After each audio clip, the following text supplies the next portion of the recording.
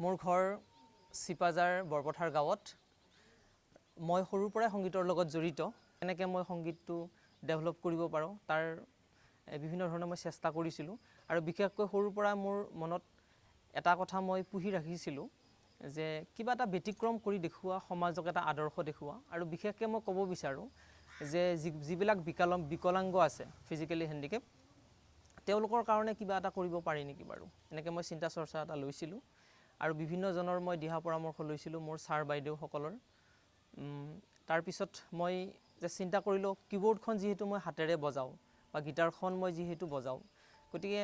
guitar বা কিবোৰ্ডত কিবা এটা কৰিব পাৰি নেকি বেলেগ ধৰণে বিভিন্ন ধৰণৰ মানুহ আছে কিবোৰ্ড বজোৱা বা গিটাৰ বজোৱা কিন্তু মই অকমান ব্যতিক্ৰম ধৰণে বজাব পাৰোঁ নেকি বাৰু বা সমাজক আদৰ্শ এটা দিব পাৰোঁ নেকি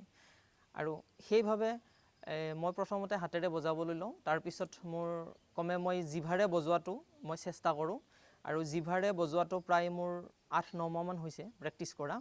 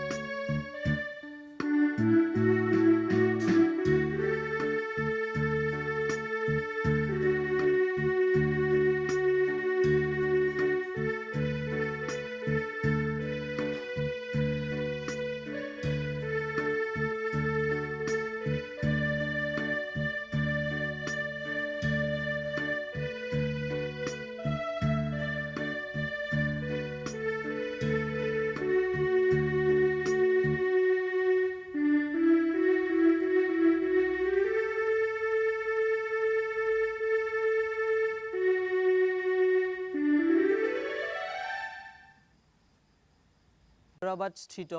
হাইৰেঞ্জ বুক অফ ৱৰ্ল্ড ৰেকৰ্ডৰ কাৰণে তাৰপিছত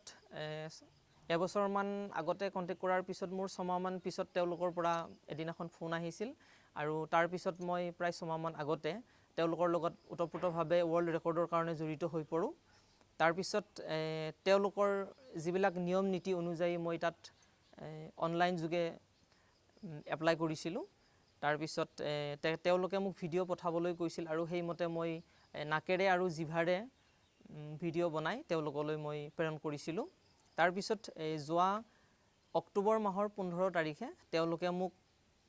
জিভাৰে আৰু নাকেৰে কিবোৰ্ড বজোৱাৰ বাবে মেডেল আৰু চাৰ্টিফিকেটেৰে তেওঁলোকে মোক সন্মানিত তেওঁলোকে কৰিছে মেডেল আৰু চাৰ্টিফিকেটেৰে আৰু তেওঁলোকে